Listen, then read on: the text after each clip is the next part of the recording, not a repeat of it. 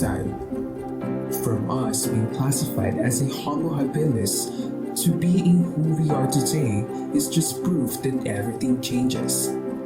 This change can be found in every aspect of our lives, and this includes the evolvement of our technology and how it affects our living. Have you ever asked yourself about how this technology that we use today started? Or what technology or discoveries have they had back in the past? Well, in today's video, we Group 1 of BSCS will help you explore the discoveries of technology in the Stone Age as well as the Ancient period. Before we proceed in the Stone Age, let's first define technology. According to Merriam-Webster, technology is a technique of achieving a task, particularly via the use of technological procedures, methods, or information. This indicates that technology seeks to address societal issues. Having some time to know what ways our ancestors do to solve their tasks will help us understand how we came up with the technologies we use today.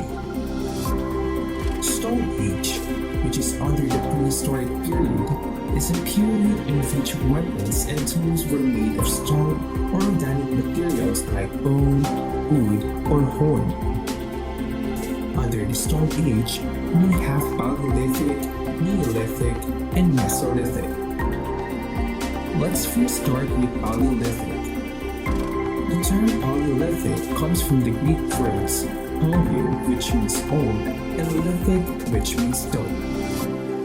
As a result, the prehistoric stone period is referred to as the Paleolithic Age. Stones are a very important discovery or technology they have. They use it to make fires and cook food. Comparing it to today, electric stoves, rice cookers, and other appliances are the things we use to do that task. Mesolithic is a term made up of two Greek words, meso and lithic. Meso means middle in Greek, while lithic implies stone. As a result, the Mesolithic period is also known as the Middle Stone Age. This is the time where humans learn how to sharpen their tools for hunting. Microliths, small stone tools formed of cryptocrystalline silica, chalcedony, or pearl in both geometrical and non-geometrical forms, were the defining tools of this age. After hafting them on a wooden or bone handles, they were used to construct composite tools, spearheads, arrowheads, and sickles, among other things. The Mesolithic man was able to hunt smaller animals and birds because of these microliths. Domestication of animals is first discovered at this time. Lastly, for Neolithic, or also known as the New Stone Age, Neolithic is derived from the Greek words neo, which means new, and lithic, which means stone. It is also known as the Neolithic Revolution, since it brought about several significant improvements in man's social and economic existence. This is a time where humans learn farming or agriculture. In addition to polished stone tools, the humans utilized microlithic plates. Cells were notably essential for hand axes that were ground and polished. They also utilized bone-based tools and pottery, including needles, scrapers, rollers, arrowheads, and so on. Humans were able to produce, hunt, and conduct other tasks more efficiently because of the use of newly polished implements. At this time, they were also more settled in their lives. From what we can observe, tools that they used to solve their problems upgraded from just a stone to a more polished weapon that can help them make their living easier. They also think ways on how being a person who always travels live and settle down on specific location. Each time has its own discovery that led them to find solutions to their pains.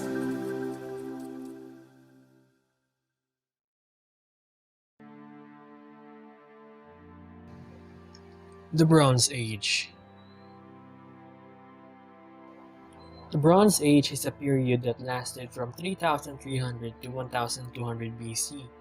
It emerged when the Stone Age ended as humans discovered a much better and a much more efficient material in the form of bronze. The Bronze Age was preceded by the Copper Age, which is the last phase of the Stone Age. In the Copper Age, copper tools were the most sought after item as they provide technological advancements to stone tools. However, when the smelting process was discovered as early as 7,000 years ago, a much better, much tougher, and more precious material was created in the form of bronze. The Bronze Age saw the rise and development of many ancient civilizations.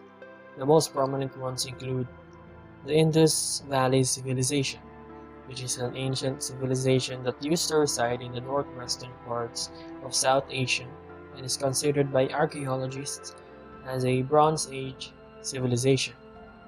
This civilization excelled in seal carving, carnelian products, and metallurgy. The Chinese civilization, which lasted for two dynasties, the Shang dynasty and the Zhou dynasty. And during this period, bronze is being utilized and molded to create chariots, weapons, and vessels. Lastly, the Egyptian civilization in its proto-dynastic period is linked to the Bronze Age due to the hallmarks of bronze in their religious beliefs, art, and architecture. The Bronze Age represented an important advancement in technology due to the development of metallurgy, which is the branch of science and technology concerning the properties of metals in their production and purification. This was apparent when copper and tin was combined to produce bronze, which is a much stronger and much better material than its stone and copper predecessors.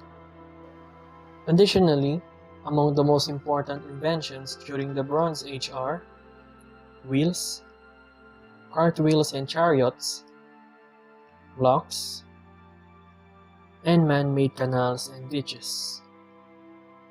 The Bronze Age ended in around 1200 BC due to the near-simultaneous collapse of several prominent Bronze Age civilizations.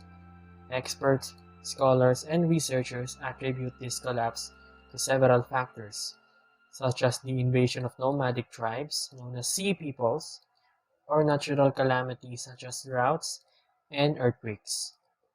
However, the collapse of the Bronze Age gave way to another leap in humanity. The Iron Age. The Iron Age is the final period in the three-age division of the prehistory and proto-history of humanity. The start of this period depends on the region, ranging from 1200 to 600 BC.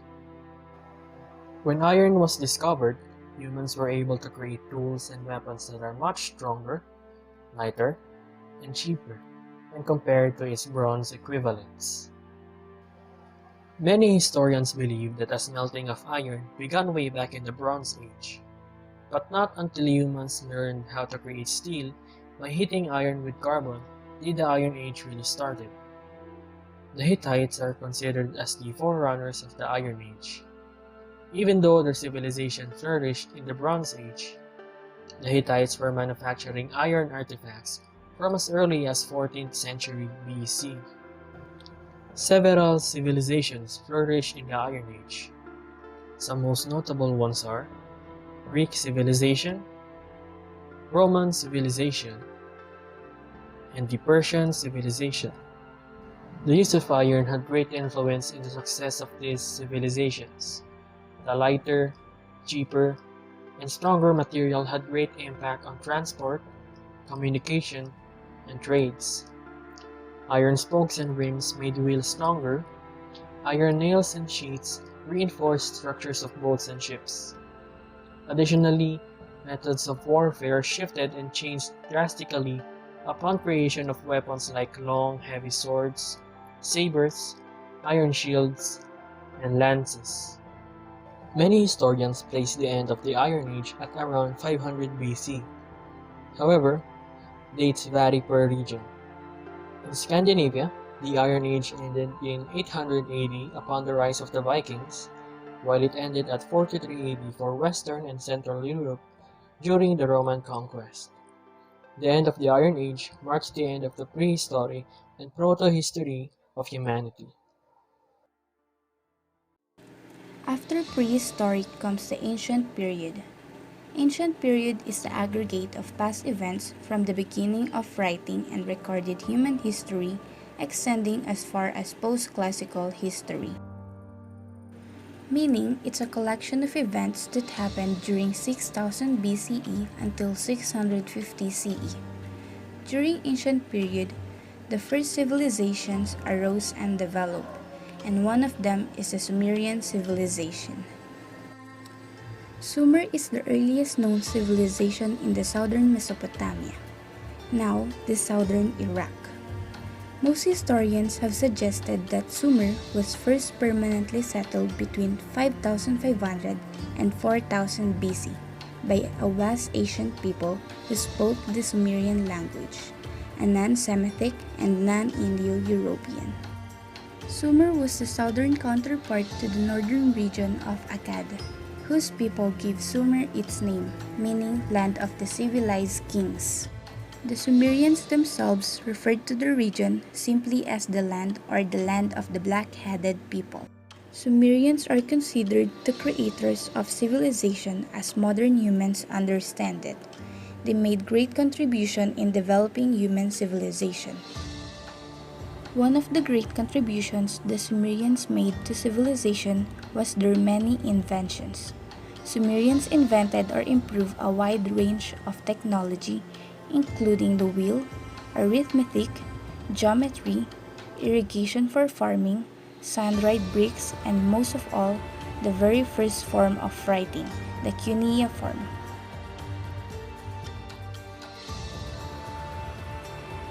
Around 3,500 years ago, the Sumerians, as a result of their economic and administrative needs, came upon the idea of writing on clay. This writing system was called cuneiform. It came from the Latin words cuneus and forma, which means wedge and shape. Thus, cuneiform can be taught as wedge-shaped script. In its most sophisticated form, cuneiform consisted of several hundred characters that ancient scribes used to write words or syllables on wet clay tablets with a reed stylus. After writing, the tablets were then baked or left in the sun to harden. Sumerians' first attempts of writing were crude and pictographic. They could be used only for the simplest administrative notations. But in the centuries that followed, the Sumerian scribes and teachers gradually so modified and molded their system of writing that it completely lost its pictographic character and became a highly conventionalized and purely phonetic system of writing. In the second half of the 3rd millennium before Christ's era, the Sumerian writing technique had become sufficiently plastic and flexible to express without difficulty. One example of cuneiform was this picture. In the bottom row on the left, you can see a bow towards a schematic human head. That symbol is the sign for to eat. Cuneiform writing was used to record a variety of information such as temple activities, business, and trade. Cuneiform was also used to write stories, personal letters, myths, and literature, like the Epic of Gilgamesh. The city of Uruk is held to be the first true city in the world, and one of the most important cities in ancient Mesopotamia. According to the Sumerian king list, it was founded by King Enmerkar sometime around 4500 before Christ's era. Uruk was an important city on two scores: religion and science, which is confirmed by the thousands of clay tablets dug up in it that goes back to the beginnings of writing about 5,000 years ago. in the invention of which Uruk played a major role. Excavations have revealed a series of very important structures and deposits of the 4th millennium before Christ, and the site has given its name to the period that succeeded the Ubaid and preceded the Jemdet Nasr periods of ancient Mesopotamia. The city of Uruk is most famous for its great king Gilgamesh and the epic tale of his quest for immortality, but also for a number of firsts in the development of civilization which occurred there. It's where writing was originated, the first example of architectural work in stone, and the building of great stone structures, the origin of the Ziggurat, and the first city to develop the cylinder seal, which the ancient Mesopotamians used to designate personal property or as a signature on documents. It would be true to say that Uruk was Mesopotamia's or even the world's first city. The Great Ziggurat of the Ziggurat was a piece in a temple complex that served as an administrative center for the city, and which was a shrine of the moon god Nana, the patron deity of The height of the ziggurat may have also been useful during seasonal flooding. Only a few ramps were leading up to the top of the temple. This made the top levels easy to guard and helped keep the priests' rituals private if they wanted. The inside has no chambers, just a thick core of mud and brick to form a spine for the monument. The bricks were made of dried reed and mud and each weighed about 4.5 kilograms. The ziggurats were meant to be meeting places between heaven and earth, and thus, the stairs that came about as a result of construction were able to be traversed by humans. Today, after more than 4,000 years, the ziggurat is still well preserved in large parts as the only major remainder of in present-day southern Iraq. Irrigation and dikes. Canals and levees formed the basis of land irrigation and flood control in ancient Sumer. They built earth walls, called levees, along the sides of the river to prevent flooding. When the land was dry, they poked holes in the levees. The water flowed through the holes and into the thirsty fields. Nile River Basin irrigation. From nomads to farmers, Sumerians created levees to hold back the floods from their fields and cut canals to channel river water to the fields. The use of levees and canals is called irrigation. Sailboats. Sailboats were invented in order to expand Sumerian trade. Wood and papyrus were used to make lightweight sailboats so that it was easy for them to move on water. The sails were given a square shape and were made of linen. Mini version of a sailboat. The rope is where the sails would have been. The bottom is made of reeds or sticks. It was used for travel along the rivers. The wheel was invented in the 4th century BC in Lower Mesopotamia, when the Sumerians fitted rotating axles into solid discs of wood. Only in 2000 BC did the discs begin to be hollowed out in order to build a lighter wheel. Others were constructed from short planks of wood, some straight and some rounded. Someone had the bright idea around 2000 BCE to cut away chunks of wood to make the wheel lighter and faster.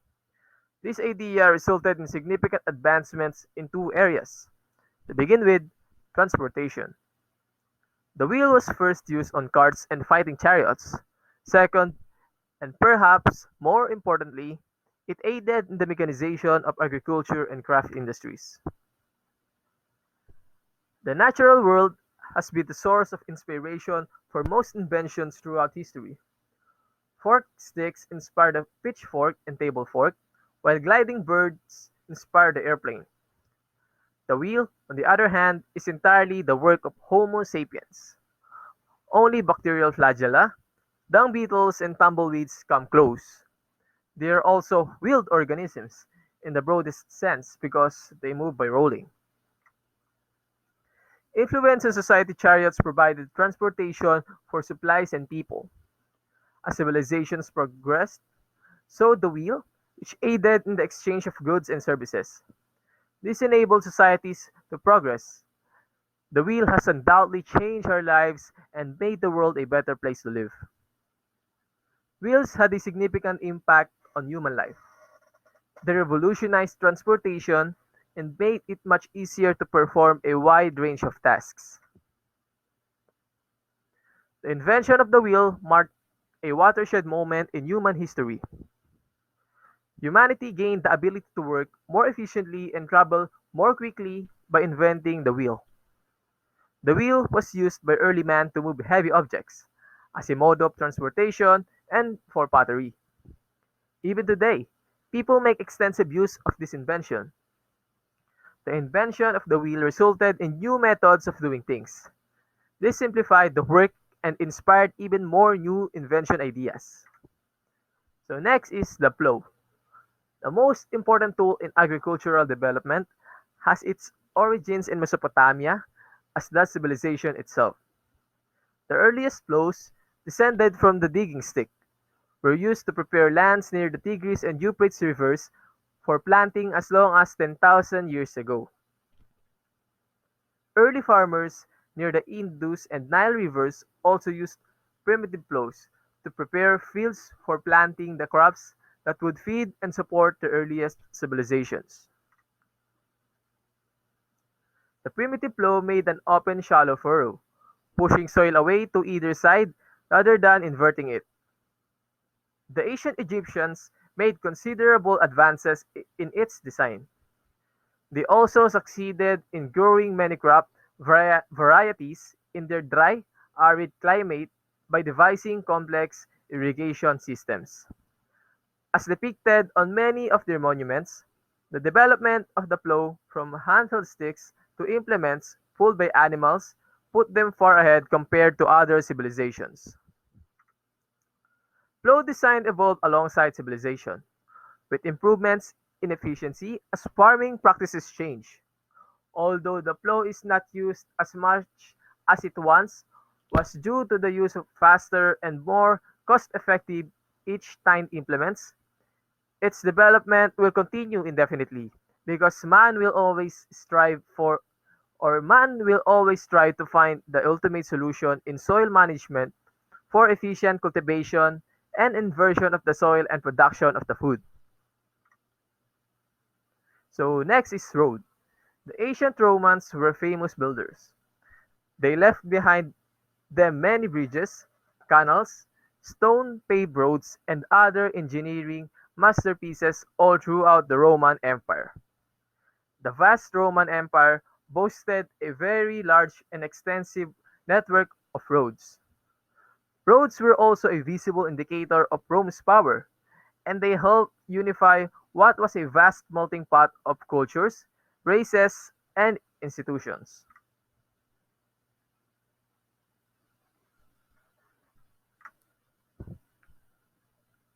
Cities and provinces were linked by ancient Roman roads. Without them, the ancient Romans would never have been able to conquer and hold such vast territory for so many centuries at its peak. The Roman Empire covered an area of 4,400,000 kilometers squared. Although the network of Roman roads gradually disappeared after the fall of the Roman Empire, it became the basis for hundreds of contemporary infrastructural corridors throughout Europe and the Middle East.